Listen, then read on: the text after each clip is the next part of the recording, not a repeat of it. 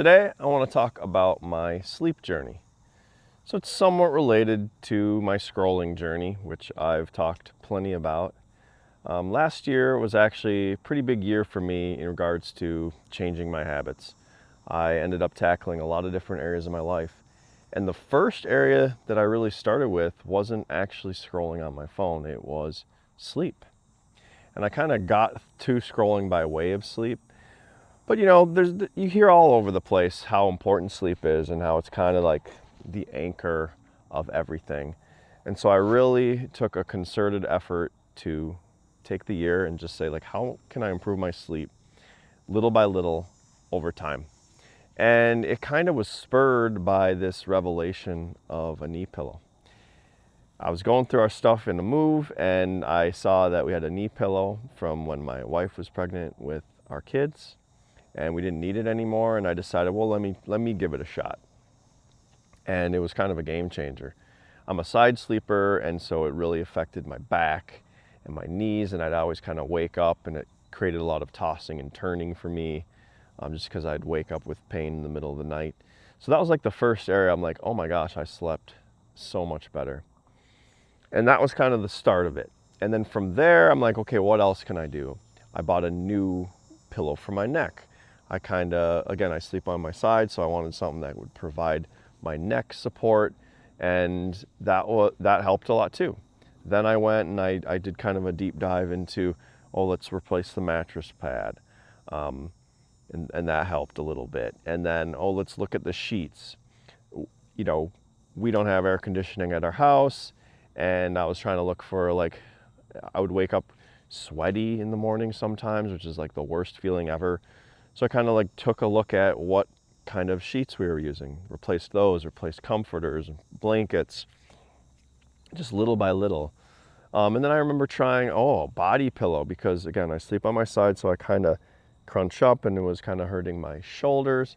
So I tried a body pillow, and I actually tried that experiment for way too long. I knew probably first couple of nights that it was the wrong thing for me. And this is an important lesson. I mean, everything's an experiment. Like, just because I spent this money on this pillow, I felt like I need to really learn how to use it. Well, it was just, I don't know if it was overfilled or what it was, but I would end up not using it because it was kind of hard for me to get around.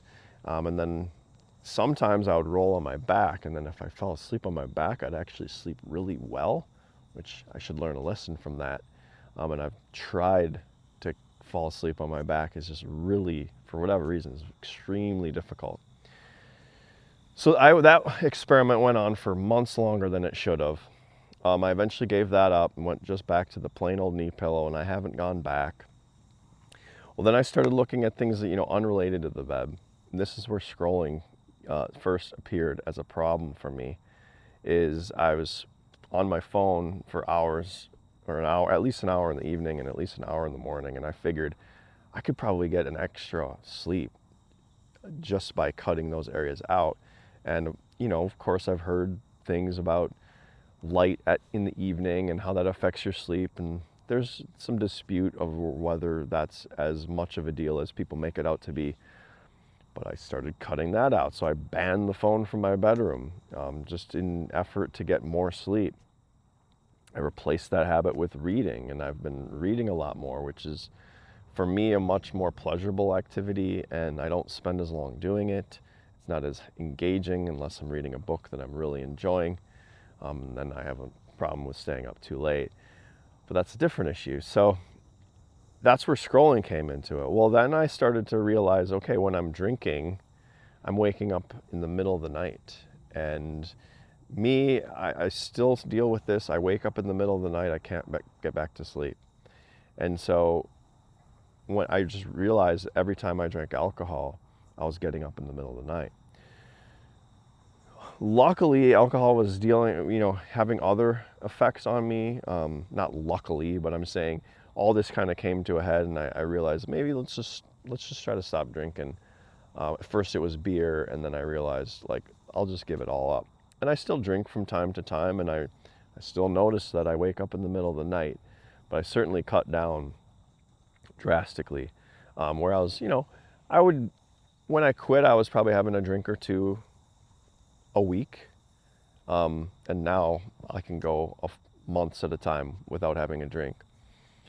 And so then I developed kind of, a couple of things. I was getting better sleep. So then I started to go to bed later. I started to watch more films or television shows because I knew I was getting good sleep. So I didn't need to go to bed at the same time. But I also wanted to wake up. What I was saying at the time, I wanted to wake up early. And so that meant I had to go to bed early. And this is where, I kind of realized or not realized, but it affirmed that there's real power in the words we use and the language we use with ourselves. And I started to tell myself, no, I have to get to bed on time. I have to wake up on time. I'm the kind of person who's always been on time. It's like my weird superpower. No matter what happens, I feel like I get places on time, even if there's a freak thing going on. And it's almost like a premonition for me. I'll just be sitting at home and all of a sudden I'll think I have to leave now. And then I arrive exactly on time. And I take pride in that. And so I used that against myself to say, let's wake up on time and go to bed on time. Now, it's really easy to break commitments to yourself, and I still deal with this problem a lot. And this is no different. So then trying to think of myself as two different, in a way, two different human beings. And one of them, their job is to go to bed on time, and the other one's job is to wake up on time. And they're very related. And so it's forward thinking about what am I going to do today to help the future version of myself. And so this was kind of like heavy mindset shifts around the bed and bedtime, and trying to change that. I also tried to introduce some physical activity every day. I'm still not great about that. So I've tried to run every other day. I've realized that I have to have a race or else I will not run. So that's another thing I realized just with experimenting with different habits. I set a rule for myself that I would always be one change away from going for a run. That's probably why you see what you see right in front of you is I could go for a run right now. I wanted to reduce the amount of friction it took for me to go and do anything physical. So that was a rule I set for myself to make it more likely for me to go running or just exercise in general. And all these things added up to incremental improvements to sleep over time. And where am I at today? Because it's not perfect, okay? None of this is perfect. It's constant pursuit. I went to bed late yesterday. I went to bed late the night before, and I got really bad sleep. And so then I'm taking more naps, and then that affects my sleep. So I'm not perfect. I have a lot to work on. And I think where I started to think about what's the anchor habit for my whole day? I felt like if there was one thing in my day, and if I did that, everything else kind of fell in line. And it was that if I woke up on time, it's still not perfect with this. If I woke up on time, which for me is between 5 and 5:30, everything else kind of went exactly like I wanted it to. And so I thought, okay, then my anchor habit is going to bed on time. And that's what I've been thinking for a long time. And now I'm realizing that that is actually not the case. Because life gets in the way so often that I can't really control, to a certain extent, when I go to bed every day. And let me explain. Let's say we want to have a campfire and we want to have people over. Well, now all of a sudden I can't get to bed on time because A, I want to stay up and hang out with people, or B, I don't want to kick people out just because of my schedule. And of course I could leave the campfire and go to bed, but that it's just not the thing I want to do. Or maybe we're out with friends, or we go to a wedding, or whatever it is. I can't necessarily control when I go to bed. Most of the time I can, but not every time. And habits need to endure. So I really changed my thinking very recently to getting up on time is my anchor habit. And this is really hard. Getting up on time when you've gone to bed late and you feel like crap is really difficult. I'm sure everyone watching this has dealt with that. And not having the phone there helps because I don't just go on my phone and scroll, but still it's really easy to just hit the snooze on the alarm. I don't actually have a snooze, so it's even worse. I just turn off the alarm and that is what it is. Luckily I don't sleep too late generally, but I realized that no, it's about it's about waking up on time. And the latest thing I did was I printed out my mantra. A mantra to me is a vocal trigger that initiates a habit. So something that you say and then you follow it up with a behavior that you want. And my vocal trigger for a while has been think in front of the page. Because the reason everything goes so well for me is when I wake up between 5 and 5:30 is that I get a lot of great work done on my side projects. I have time to write. I have time to really think. I don't feel rushed. And it's time to myself. I have the cup of coffee. I have a glass of water. I have the music. It's a nice meditative and creative outlet for me. So think in front of the page means don't lay in bed. Get out of bed and go. If you want to go think, don't think lying down. Go think in front of the page, even if you're not writing. And of course, when you're out and you're sitting in front of the screen or the page or whatever it is, you're gonna do the thing. I'm not just gonna sit there and think. Occasionally I do when writer's block sets in. But this is kind of the latest iteration of, okay, there's an anchor habit, it's getting up on time, and I need a vocal trigger. I need a mantra in order to do this. And that's my latest experiment. I designed a nice page. I went to the thrift store, spent $1 on a frame, put it in there, set it up so it's directly in front of me on the dresser when I wake up. And what I realized was that the weight of the text is too light and I can't actually read it. I can only read page, which doesn't have the same effect. And so I think what I need to do is I need to iterate on that and I need to redesign it so that it's legible even in the early morning light. And my wife has a natural light lamp. I didn't mention that because that wasn't a change I made, but that has really helped waking up on time, which wasn't necessarily what I felt like my issue was. And also I have a physical alarm clock because I removed the phone.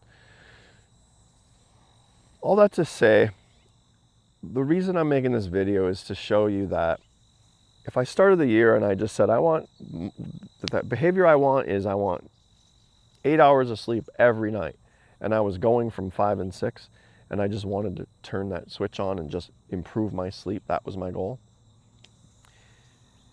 I probably wouldn't have been successful. Instead, I took experiment after experiment after experiment after experiment to get to where I want to be. And I'm still not there. I'm in a way better place. I mean, I get way better sleep than I used to, but I still have failures pretty regularly. And it's just a constant pursuit. It's just constantly, what do I need to do to get to the next level? Hopefully someday I'll have it all figured out and I'll have my bedtime routine and my wake up routine and everything just locked in, and it'll be super resilient so that it'll work no matter if I'm traveling or if I'm at home or whatever it is or whatever happened the night before. Maybe I'll get there, but I don't anticipate I'll get there anytime soon. And I'm not even thinking that that's a possibility, which kind of reduces the pressure for all these little experiments I'm running. Because if it fails, I just learned about what didn't work. Don't get a body pillow. Or maybe there's too much, it's too weighty or too big. And maybe we should try something else. But each of those failures is just knowledge I didn't have before about myself. And then when an experiment works, it's about like, how do I integrate that so that's something I'm doing every day? And this kind of thing is I used for scrolling, I used for the sleep, I'm using for some nighttime snacking, lots of different things in my life that I want to change. I approach it the exact same way. Lots of little experiments, see what works, just try to get a little bit better every single day.